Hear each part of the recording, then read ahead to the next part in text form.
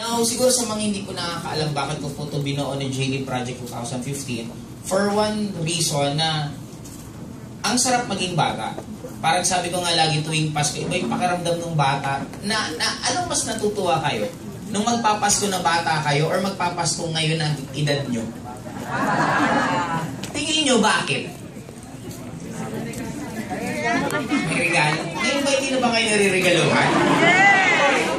Kami na Okay, now, ang point ko, kumbaga, maraming nagtatanong anong pinaka-reason ba't ako naging successful sa network, anong pinaka-reason ba't ko inabot to. Sabi ko, nung sa tagal ko habang nag-iisip ano yung gagawin ko, ano yung paano ko lalong ituturo lahat ng alam ko, doon ko na-realize na ang pinaka-meron lang pala sa akin talaga isa lang is nag-i-enjoy ako. Yes!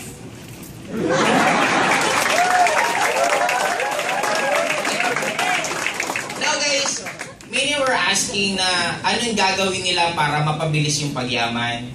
Marami nagtatanong ano yung mga gagawin nila para umabot agad sa Global Ambassador, sa Millionaires Club. Para sa akin guys, ang pinakakailangan nyo lang gawin, number one is, i-enjoy nyo every moment.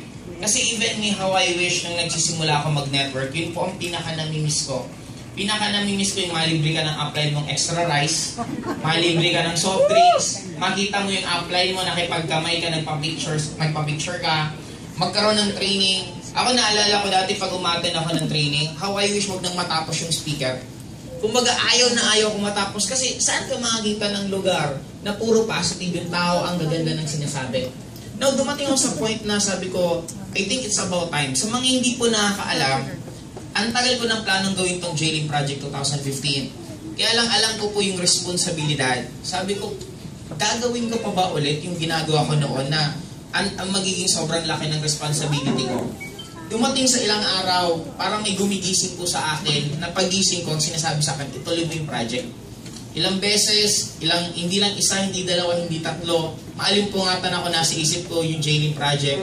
Nang hanggang isang beses, dun lumakas na lang loob ko, kaya pwede palapan po natin ang inyong trustee. Siya po ang isa sa dahilan, bakit po talaga na-push ako nang na-push na ituloy ito. Now, unti-unti na po nakikita namin yung nangyayari. Padamit po tayo ng padami, palaki ng palaki para ma-visualize nyo. First, gusto ko ibalik yung pagiging bata na ako po kasi nung nag-aaral ako, hindi po talaga ako masyadong nag-enjoy. Kasi pinipilit kang mag-aral kahit ayaw mo. Second, hindi ka pa inaantok, pinapatulog ka na. Gusto mo pang matulog, ginigising ka na. Di ba? Ang gulo. Now, ang pinaka naging part sa akin is yung kailangan mo gawin yung mga bagay na hindi mo naman naiintindihan. Kailangan mo munang 8 oras sa loob ng classroom para lang mag-memorize ng lahat. Then sabi ko, how come kung mababalik ko, para ka nag-aaral, pero at the same time, kumikita ka. Doon na nabuo po itong JLink Project. At doon ko rin, ang isa pong para mas mabisyo. Maganda po ba yung office natin? Yes! Nakapunta na po ba kayo lahat? Yes! Now, bigyan nyo po isang buong building na doon na po mismo talaga magti-train.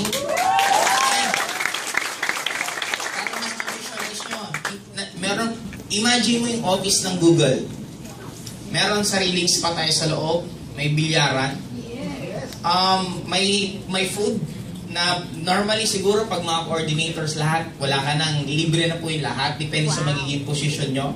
Pag grade 1 ka, baka mga iced tea lang muna. Di ba? Para may hierarchy pa rin, para may hinahabol. Now, sabi ko nakaka-excite ng sobra na pag tayo makapagsimula ng gano'n na MLM University. Sabi ko nga, kung merong science school, merong business school, bakit wala man na nakakaisip na MLM University? And the good thing about it, tayo po ang magsisimula, no? Kung mga ginagawa na ngayon natin, unti-unti na tayong lalong nakikilala, lalong lumalaki. And ayan po, sa mga, ewan ko po, naalala pa po nila Ani, yan po ang pinakasimula po ng JLink Project, na hindi din po nila alam kung anong gagawin nila. Binigla ko na lang po sila sa gagawin and ngayon po, palaki na po tayo ng palaki. And sino po yung kasama dito sa Subic? Ayun, sino po yung kasama sa Boracay? Mas marami yung nasa Boracay. Okay na guys, siguro hindi ko na po masyadong papahabain yung mga sasabihin kasi magsasalita pa naman ako mamaya. Para po sa akin guys, kitang-kita na po namin kung saan papunta ang JLink Project. Di ba napakasarap na mag-network ka, hindi ka na masyadong mag-aasikaso ng lahat, meron ka na lang isang task na gagawin.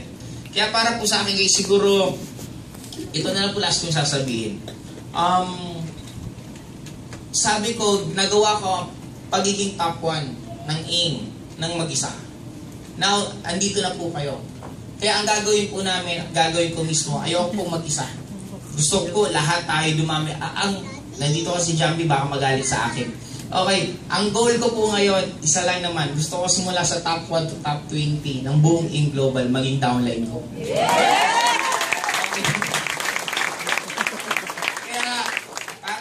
Guys, sabi ko nga, nagsisimula ulit ang challenge, nagsisimula ulit ang gigil. Kaya gusto nyo ba makasama sa top 20 ng AIM Global? Ang dami din po naghahabol sa mga coordinators maging top 1 ng AIM Global. Kaya sabi ko talaga, ito po natuto na po silang hindi halos natutulog. Lalo po yung mga online coordinators natin, pwedeng palakpan nyo rin po. At ipasa ko po sa kanila yung walang katapusan na sipag, na natutuwa ko habang nakikita po sila gaano kabilis yung facing, mamaya nandito sa isang lugar, bukas nasa iba na naman, di ba? Ganun yan. Kaya para sa akin guys, siguro,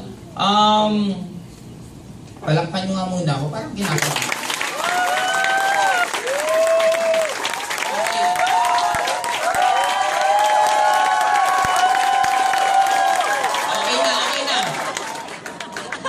Para sa akin guys, siguro ang pinakaano ko nang sasabihin sa inyo, ang dami ko pong updates, ang daming mangyayaring pagbabago, ang daming mga susunod pa kaming adjustment na gagawin para lalong gumanda at lumakas at lumaki ang JV Project. Again, this is Joseph Tim. Thank you po.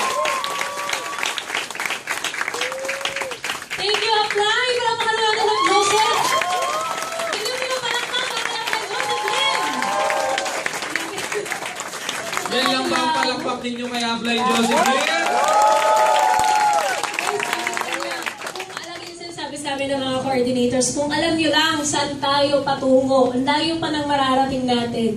Naalala ko, 3 SEM pa lang ang nakalipas, napakalaki na ng improvement ng project. Supposedly, yung office natin, apply next year pa dapat. Diba? Pero ngayon, nandito na, nag-materialize after ilang SEMs pa lang. Tapos ito nakakatuwa. Naalala ko, tanda ko, first graduation. Sinong nandito nung pinakaunang graduation? Taas ang mga Panginoy! Anong itsura? Tama ba?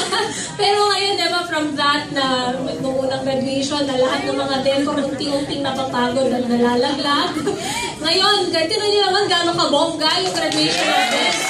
Kaya pwede din ba natin palakpakan? Pwede din sa ating chief na si Apply Kim Bagrosa, palakpakan natin. And of course, yung concept ko ng design ng ating team natin, parang university, Monsters University, kaya nang nawala yung monster, kami daw ni Abjolo yung monster. Malapang lang natin. Miss Kim! Ayun, Madam Kim! Ayan, wala po yung mga monster sa monstership, kaya kami po yung monster. Okay? So,